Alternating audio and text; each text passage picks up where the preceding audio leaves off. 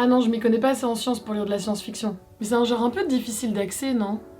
Non, laisse tomber, la SF en vrai c'est surtout pour les garçons. Moi j'ai pas trop envie de lire de la SF, c'est quand même très pessimiste comme histoire. Ces phrases vous les avez sans doute déjà entendues dans votre vie, voire vous les avez vous-même déjà prononcées, et pourtant on est très loin de la vérité.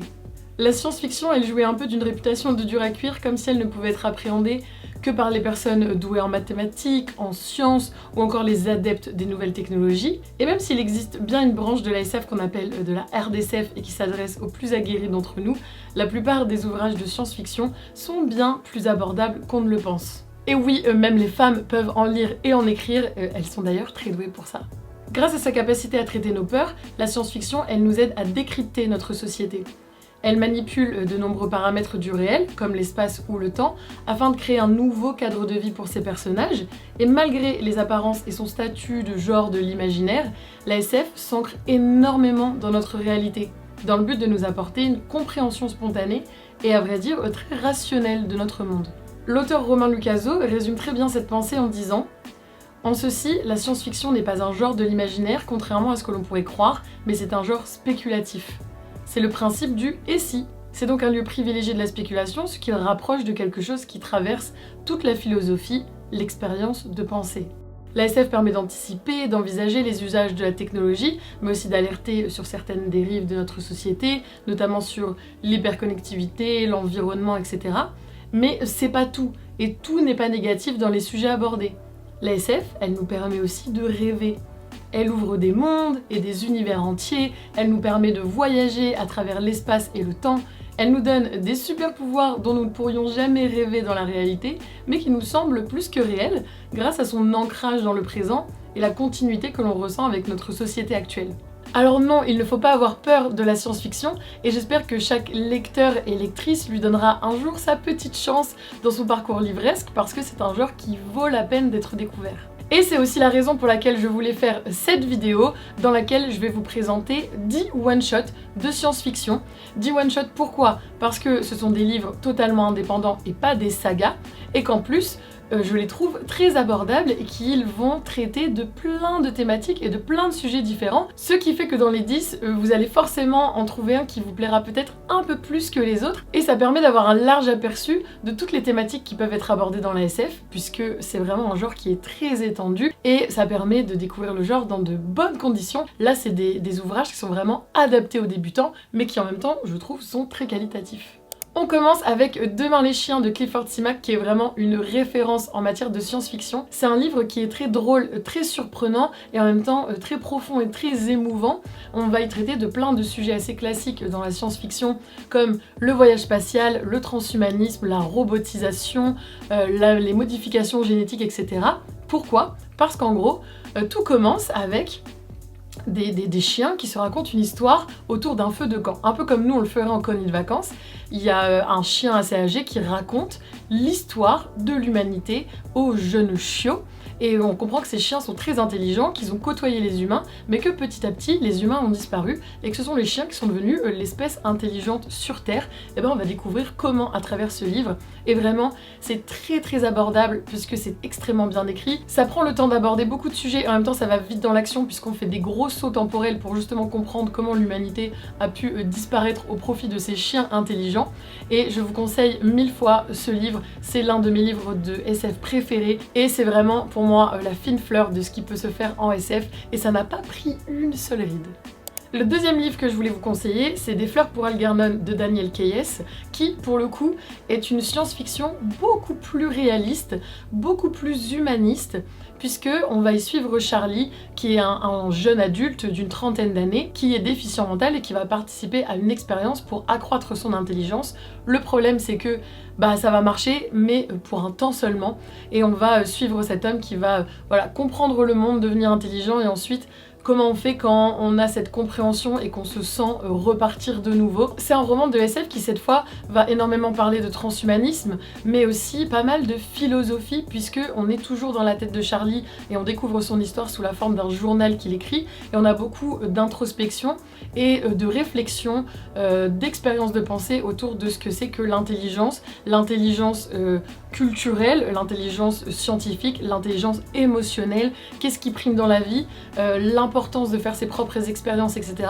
C'est un livre qui est très poignant et pour le coup, la touche de SF est assez minime puisqu'on a simplement cette technologie, cette opération sur le cerveau qui permet de rendre plus intelligent. C'est la seule touche de SF qu'il y a et c'est un peu le prétexte d'un livre qui parle beaucoup d'expérience humaine, de vie humaine et de ce qui nous rend humains tout simplement. Donc oui, ça fait beaucoup d'humanité. On continue avec un autre livre qui a une touche de science-fiction assez légère mais dans un sous-genre un peu différent puisque c'est le sous-genre de l'apocalypse, n'est-ce pas? Donc la fin du monde. Et c'est justement 10 jours avant la fin du monde de Manon Fargeton, qui est une jeune autrice française et on va suivre plusieurs personnages qui apprennent qu'en fait la fin du monde est littéralement dans 10 jours. Pourquoi? Parce qu'il y a plein d'explosions qui sont en train de se produire et qui sont en train de détruire la Terre. Ça commence au Japon et les scientifiques ont compris que les dernières explosions, puisqu'elles se font en ligne, se produiront en Bretagne. Donc ni une ni deux, nos petits Français, ils se dirigent vers la Bretagne pour essayer de vivre quand même les derniers jours un peu comme ils le veulent. Donc soit en profitant de la vie, soit en étant avec leur famille. Et on va suivre en fait des personnages qui au début sont indépendants et qui sur la route vont se croiser. Donc de nouveau, la touche de SF est assez minime. Et c'est simplement une manière de voir si vous arrivez à vous plonger dans une histoire qui part d'un postulat qui n'est pas réaliste, même s'il est crédible, de quelque chose, voilà, d'une fin du monde approximative, probable, etc. Et arriver de voir si à partir de ce postulat, vous rentrez dans l'histoire et vous arrivez à vous attacher au personnage. C'est un très bon texte, c'est un livre qui se lit extrêmement facilement et pour les débutants en SF, c'est parfait. Ensuite, on continue avec l'un de mes livres de science-fiction préférés qui s'appelle Les enfants du passé de Luce Baster. Cette fois, on est sur de la science-fiction un peu plus poussée et surtout très engagée. En gros, c'est un space opéra. Tout se passe dans l'espace. On va voyager d'une planète à l'autre avec un capitaine en fait qui est tout seul dans son vaisseau, qui est l'un des derniers survivants de son espèce. Et pourquoi je dis SF engagé? Parce qu'on va parler de beaucoup de sujets comme l'esclavage, l'individualité, le colonialisme, la conquête spatiale, l'exploitation des ressources humaines comme matérielles un peu à l'extrême. Luce Baster, elle a une plume absolument magnifique, elle arrive à construire des personnages qui sont absolument incroyables, très attachants. On suit énormément de personnages et de races différentes, elle a réussi à développer à chaque fois des univers qui sont riches en termes de planètes, en termes de conquête spatiale et en termes de races extraterrestres. Et en même temps, elle arrive à traiter de sujets qui nous paraissent pour nous universels et à faire appel et à faire écho à notre part d'humanité, même en parlant de toutes ces choses qui n'existent pas et qu'on ne fait que voilà, rêver, fantasmer tout là-haut dans les étoiles. Mais vraiment, c'est un livre de science-fiction absolument génialissime, qui est très abordable et pour autant qui reste très engagé et très profond, donc comme quoi l'un n'exclut jamais l'autre. Autre livre de science-fiction qui nous fait aussi réfléchir sur notre société actuelle, ce qui est un peu quand même le propre de la science-fiction, c'est L'aventure de Carole Emswiller, qui est un livre qui m'a vraiment marqué, on va dire, parce qu'il part d'un postulat assez simple, c'est nous on utilise les animaux, voilà, pour certaines tâches opérationnelles ou pour les monter, pour se déplacer, on va utiliser les chevaux, on va utiliser les vaches de trait, etc. Et bah qu'est-ce qui se passe si y a une race extraterrestre qui arrive sur Terre et qu'elle se met à nous utiliser, nous, comme des montures. Et en gros, on va suivre un jeune humain qui a été élevé pour justement être une monture. Lui, il est très fier, il fait partie d'une race assez élitiste, comme si voilà, c'était un peu un pur sang humain. Et donc il est destiné à être monté par le futur grand maître, donc un peu celui qui va gouverner ces petits êtres extraterrestres, qui en fait n'ont pas de jambes assez puissantes pour se déplacer, d'où le fait qu'ils utilisent les montures, un peu comme nous, on utilise les bêtes pour combler parfois notre manque d'endurance ou de force. Et ce jeune homme, au contact en fait de certains de ses semblables et de son jeune maître, il va petit à petit se demander si eh bien c'est normal hein, ça comme condition, est-ce que c'est normal qu'on soit monté par des êtres qui t'aliènent et qui te privent de liberté? Donc il va petit à petit se retrouver en compagnie de certains rebelles humains, etc.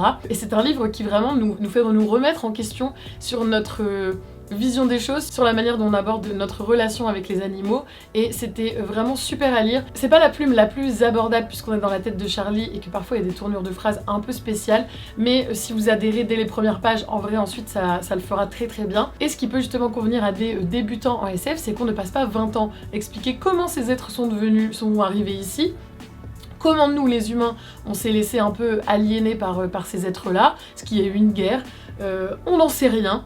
Donc ça peut être frustrant pour des gens qui aiment bien des mondes très développés, et en même temps ça évite d'alourdir le récit, donc n'ayez pas peur, ça va pas du tout trop loin dans les explications. En bref, c'est de la SF qui change même pour les personnes qui sont habituées à en lire.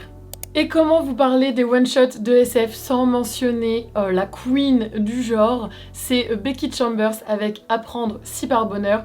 Et là, c'est vraiment le livre pour vous montrer que non, contrairement à ce qu'on pense, la SF n'est pas forcément pessimiste. Elle ne nous montre pas que les dérives de notre société et des potentielles fins du monde.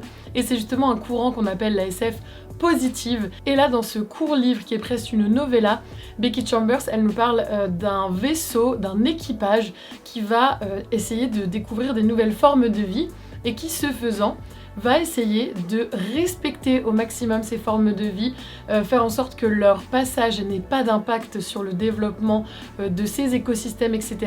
Il y a beaucoup de respect, il y a beaucoup de diversité, il y a beaucoup de représentations différentes et c'est vraiment un bonbon, non seulement parce qu'on découvre plein de formes de vie qui sont absolument génialissimes, elles font rêver ou elles font aussi un peu peur, mais c'est surtout ce respect, cette considération de cet équipage pour les formes de vie découvertes qui fait vraiment chaud au cœur. C'est un de mes romans de science-fiction préférés et Becky Chambers, elle a vraiment cette force pour nous montrer des choses qui sont pas aseptisées, c'est pas bisounours, c'est pas cucul à praline, mais c'est simplement bienveillant et ça fait du bien. On arrive ensuite sur Dark Matter de Blake Crouch, qui cette fois est un roman de science-fiction slash thriller, parce que oui, il peut y avoir des romans policiers ou des thrillers qui empruntent un peu de science-fiction pour mettre en place leur histoire. Et ici, c'est un homme qui est assez heureux dans sa vie, mais qui a quelques regrets. Bon, il a une famille qu'il aime, une femme qu'il aime avec un enfant qu'il aime, etc. Mais il a peut-être mis de côté un peu sa carrière pour s'occuper de sa famille, et il revoit un collègue qui a notamment gagné un prix qui, voilà, notre personnage pense que le prix aurait dû lui revenir à lui, donc il est un peu, voilà, il est un peu nostalgique, il a un peu des regrets, il pense à toutes ces décisions qu'il n'a pas prises et toutes celles qu'il a prises, et à tous ces pans de sa vie qui auraient pu exister si les choses s'étaient passées différemment. Et en fait, en rentrant du bar où il a vu cet ami, il est kidnappé. Il est kidnappé et en fait il se réveille dans un monde où il est lui mais il est plus vraiment lui. Et du coup ce thriller où cet homme va essayer de découvrir ce qui lui est arrivé et de retrouver sa place va utiliser un peu le voyage temporel et les univers parallèles pour mettre en place son intrigue, et c'est hyper haletant et on est tout de suite pris dans l'histoire. Moi je me souviens que je l'avais pas lâché, donc je vous le conseille fortement si de base vous aimez bien les thrillers, c'est une bonne porte d'entrée dans la science-fiction. On change totalement de registre puisque je vais vous parler de Chroniques martiennes de Ray Bradbury. Alors là, c'est pas un roman à proprement parler, c'est un recueil de nouvelles avec plein de petites histoires qui se passent sur Mars, hein, comme son nom l'indique, et c'est vraiment un chef-d'œuvre de la science-fiction, c'est probablement le chef-d'œuvre de Ray Bradbury, et c'est des histoires qui sont tantôt drôles, tantôt loufoques et déconcertantes, tantôt profondes et voire violentes. On a plein d'aspects différents, on a plein de temporalités différentes, parfois on va parler d'humains qui arrivent sur cette planète, parfois on va parler d'extraterrestres, et en gros on est sur des nouvelles qui sont indépendantes, que vous pouvez lire les unes après les autres, mais elles sont quand même un peu liées, toutes forment une espèce de trame, une espèce de frise chronologique où on va découvrir un peu la manière dont les hommes sont arrivés sur la planète Mars, et donc je vous conseille de les lire dans l'ordre, même si en soi vous pouvez en lire une par-ci, une par-là, mais il y a des petits easter eggs que vous pouvez choper et des petites choses que vous pouvez comprendre en plus si vous lisez ça comme un roman. Donc c'est une bonne manière aussi de se dire ok, je lis une petite nouvelle, c'est pas très long, ça vous demande pas beaucoup d'engagement, vous voyez si vous aimez bien la science-fiction, c'est un peu donnant-donnant, parce que parfois les nouvelles c'est court, donc on a du mal à s'immerger, on a du mal à être pris dans l'histoire, mais en même temps ça permet de découvrir des univers différents très rapidement en lisant voilà parfois quelques vingtaines de pages, donc c'est une excellente option que je tenais à vous proposer. Les recueils de nouvelles, si c'est quelque chose qui vous plaît de base, et bien sachez que dans la science-fiction ça se fait énormément et que c'est très qualitatif. Évidemment, impossible de parler de science-fiction sans parler de dystopie, et je tenais à vous présenter La Servante écarlate de Margaret Atwood, que cette fois-ci vous pouvez déjà connaître puisque la série The Handmaid's Tale a fait un grand succès ces dernières années, et c'est une dystopie qui est cette fois très proche de notre réalité, puisque ça se passe un peu dans notre monde actuel, voire dans quelques années, et c'est très engagé sur le féminisme, le droit à l'avortement, le droit de la femme de disposer de son propre corps, puisqu'en gros, on est dans un monde qui est été tellement polluée que au fur et à mesure on a ingéré tellement de merde dans notre corps que les femmes ne peuvent plus avoir d'enfants ou qu'elles donnent naissance à des enfants qui ont des défauts, qui sont un peu dégénérés. Et il y a seulement quelques femmes qui sont encore capables d'avoir des enfants sains, dont notre personnage principal qui a eu une petite fille parfaitement saine, etc. Et en gros, à un moment, il y a un mouvement conservateur qui va prendre la tête du pays, des États-Unis, et qui va prendre tout simplement le pouvoir et décider que les femmes qui sont capables d'avoir des enfants vont devoir se mettre au service de la communauté et ils vont les réduire en esclavage et les réduire au rôle de simples matrices et de mères porteuses. Mais si vous aimez la dystopie et surtout si vous avez envie d'un roman qui est très engagé, qui est très féministe et qui parle de sujets très actuel malheureusement par rapport à ce qui se passe aux États-Unis actuellement, eh bien je vous le conseille fortement. Et sachez qu'il existe aussi en BD/roman graphique si c'est un format qui vous parle un peu plus. Je l'ai lu et c'était vraiment excellent. Et enfin, ma dernière recommandation de ces 10 one-shots de science-fiction, c'est Je suis une légende de Richard Matheson, que vous pouvez aussi connaître puisqu'il y a eu le film avec Will Smith. Mais là, on est aussi sur une SF assez différente encore des autres livres puisque c'est post-apocalyptique. Donc là, l'apocalypse a déjà eu lieu, la planète est fichue, les villes sont détruites. Pourquoi ? Parce qu'il y a des zombies. Il y a des zombies. Et on va suivre un homme qui survit tout seul, qui a réussi à survivre à tout ça, et qui est tout seul, qui ensuite va adopter un chien, d'où le fait que voilà, dans le film le héros est accompagné d'un chien, etc.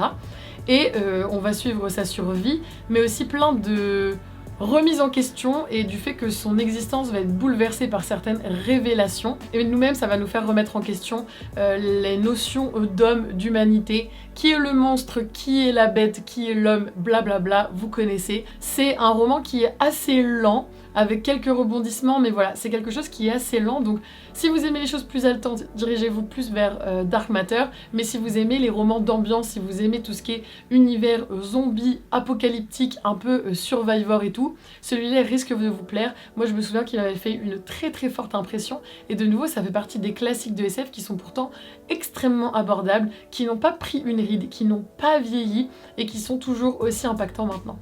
Et bien voilà, c'en est tout de cette liste des 10 one-shots de science-fiction. Vous avez vu, on a de l'apocalypse, du post-apocalypse, des zombies, du space opéra, du transhumanisme, des modifications génétiques, de la SF plus ou moins poussée, plus ou moins légère. Bah il y a de tout, il y a à boire et à manger dans cette liste. Donc j'espère que si, voilà, vous n'êtes pas forcément adepte de ce genre, il y a quand même quelques livres qui ont titillé votre curiosité et que si vous regardez cette vidéo en étant adepte de science-fiction, eh bien vous avez quand même peut-être pu découvrir quelques ouvrages qui peuvent vous tenter.